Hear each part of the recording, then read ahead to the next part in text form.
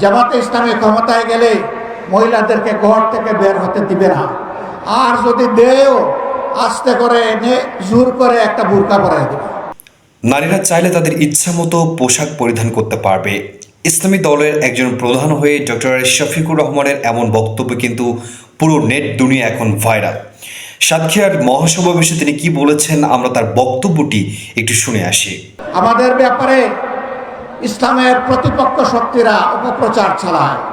জামাতে ইসলামী ক্ষমতায় গেলে মহিলাদেরকে ঘর থেকে বের হতে দিবে না, আর যদি দেও আস্তে করে এনে জোর করে একটা বুরকা পরাই দেবে। জোর করে পরানো লাগবে না। যে দেশে ইসলাম কায়েম হবে এদেশের মানুষেরা, মায়েরা আনন্দের সাথেই সেদিন তারা ইজ্জতের জন্য তাদের সম্মানের মর্যাদার পোশাক পরিধান করবে। তারপরেও কোনো মা, কোনো বোন যদি এই পোশাকের বাইরে থাকেন, আমরা তাদেরকে কথা দিচ্ছি, নিশ্চয়তা দিচ্ছি, কারো উপর জোর খাটানো হবে না।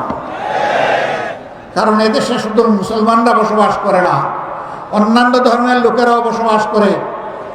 তারা তো আমাদের ধর্ম যেহেতু গ্রহণ করেনি, তাদের জন্য ইসলামের প্রেসক্রাইব করা পর্দাও তাদের জন্য প্রযোজ্য নয়।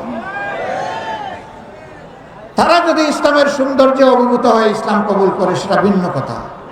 তাদেরকে ইসলাম গ্রহণ করতেও কাউকেই বাধ্য করা হবে না।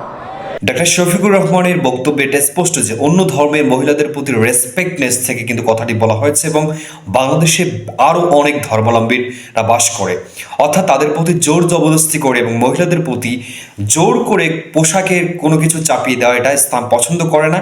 এবং এই উদ্দেশ্যেই তিনি বোঝাতে চেয়েছেন, যেটা বামপন্থীরা এবং অন্যান্য ভিন্ন ধারার রাজনীতিবিদরা কিন্তু এটাকে অপপ্রচার করছে, যেটা সম্পূর্ণ ইসলামের সাথে সাংঘর্ষিক।